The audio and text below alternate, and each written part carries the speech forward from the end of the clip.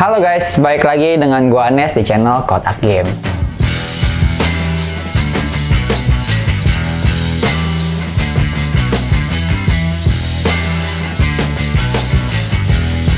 Sebagai gamer, kita juga perlu mengasah tubuh kita dengan berolahraga supaya terus fit, karena terus-terusan duduk di depan PC maupun konsol juga nggak sehat untuk badan. Nah, untuk nemenin kegiatan olahraga, untuk sekedar tracking maupun menjadi pengingat, smartwatch tentu menjadi pasangan yang tepat. Kebetulan gue sekarang lagi nyobain Apple Watch Series 8 yang baru banget dirilis di Indonesia, jadi masih hype banget nih. Apa sih bedanya dari seri sebelumnya? Worth it nggak sih beli jam tangan pintar yang harganya seharga VGA? Nah, makanya kamu pantengin terus video ini dan jangan lupa untuk subscribe channel Kotak Game dulu kalau belum, dan nyalain lonceng notifikasinya. Nah, kita lihat dulu spesifikasi utamanya.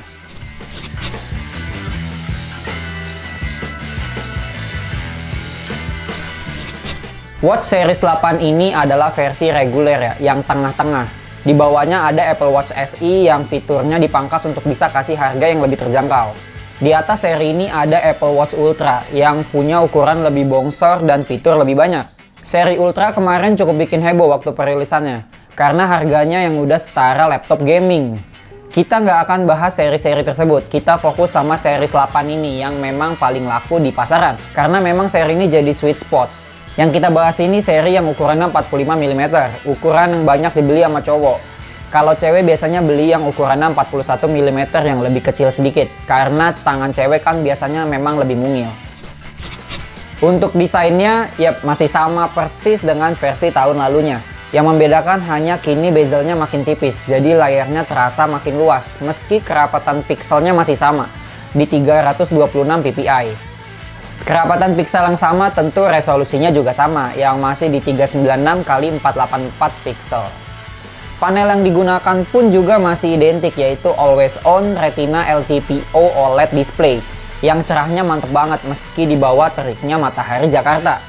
Watch face-nya juga sudah banyak banget, tinggal download dan apply aja. Untuk strapnya masih dengan material karet yang nyaman banget dipakai. Kebetulan tangan gue cukup sensitif untuk strap karet, makanya biasanya pakai jam tangan yang punya material metal. Tapi pakai Apple Watch ini nggak kerasa gatal sama sekali, ini pertanda material karet yang digunakan sudah sangat baik. Selain strapnya, di paket penjualannya kita juga sudah dapat kabel charger, yang tentu saja tidak dengan kepala chargernya. Apple masih konsisten dengan campaign cinta lingkungannya dengan nggak kasih kita charger lagi. Build quality tentu kelas Apple ya, sudah nggak usah diraguin lagi. Mantep pakai banget, anti retak, tahan air hingga kedalaman 50 meter, dan sudah ada sertifikasi IP6X juga untuk menahan debu. Spesifikasi teknisnya sedikit gue jelasin. Apple Watch Series 8 ini punya storage 32 GB dan RAM 1 GB. Chipsetnya sudah versi terbaru, yaitu S8 Dual Core, yang memang diklaim memiliki peningkatan performa dari versi tahun lalunya, yaitu S7. Tapi sayangnya kita nggak bisa buktiin klaim Apple karena memang tidak ada tool untuk benchmarknya. Untuk fiturnya, fokus Apple di watch ini jelas fungsinya sebagai teman olahraga. Terlihat dari tagline-nya yang memang fokus di kesehatan. Makanya Apple menyisipkan banyak banget sensor di watch ini yang akan memantau kehidupan kita, mulai dari tidur, detak jantung, kadar oksigen di dalam darah, bahkan yang terbaru ada fitur cycle tracking, yaitu fitur yang berguna banget bagi para kaum hawa karena bisa memantau dan menyajikan data siklus menstruasi. Aplikasi yang juga populer banget di ekosistem Apple adalah Fitness Plus yang punya segudang fitur untuk nemenin workout. Fitur ini akan kepake banget kalau kamu memang masih pemula. Sayangnya fitur ini juga memiliki sistem berlangganan. Tapi kalau kamu beli Apple Watch, kamu bakal dapetin 3 bulan berlangganan gratis. Jadi lumayan banget untuk test drive dulu. Salah satu fitur terbaru yang juga ada di iPhone 14 kemarin, yang rame banget diomongin, yaitu Crash Detection. Yaitu sebuah fitur yang diharapkan tidak akan pernah digunakan. Sebuah fitur yang akan mendeteksi kecelakaan kendaraan yang dialami penggunanya dan secara otomatis akan melakukan panggilan darurat untuk pertolongan. Sayangnya fitur ini hanya aktif di beberapa negara saja, dan tentu ini adalah fitur dengan metode berlangganan. Nah, untuk user experience-nya setelah penggunaan semingguan, yang paling kerasa sih pakai smartwatch ini gunanya sebagai jembatan antara smartphone ke pengguna.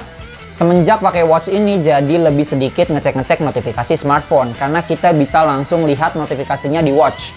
Jadi keputusan untuk keluarin smartphone apa enggak bisa diambil langsung hanya dengan ngecek pergelangan tangan saja. Untuk gua yang kemana-mana naik motor, ini sih life changing banget ya. Fitur-fitur trackingnya juga ngebantu banget untuk benerin jam tidur atau mantau sejauh mana kita berolahraga. Jadi lebih ke manage aja workoutnya, jadi lebih teratur. Apple Watch Series 8 ini untuk siapa sih? Menurut gua sih untuk kamu yang memang sudah terjebak di ekosistem Apple, yang bisa dibilang ekosistem yang paling matang untuk saat ini. Kalau udah ngerasain ekosistem Apple memang biasanya bikin candu ya, bikin tercandu-candu. Apalagi kalau kamu berniat untuk memulai hidup sehat, pas banget untuk beli watch ini. Tapi karena ini adalah produk komplementari, bersifat sebagai pelengkap di ekosistem Apple, watch ini tidak bisa di-pairing ke smartphone selain iPhone ya. Mungkin saja ada yang belum tahu. Siapa yang nggak cocok pakai Apple Watch ini?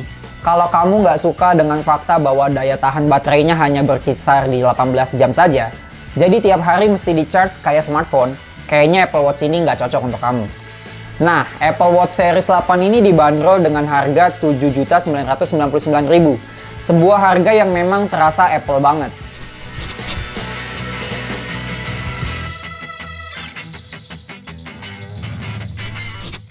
Oke, itulah review Apple Watch Series 8 dari Kotak Game. Like video ini kalau kamu suka dan tulis pendapat kamu di kolom komentar. Gua Anes, cabut dulu. Ciao.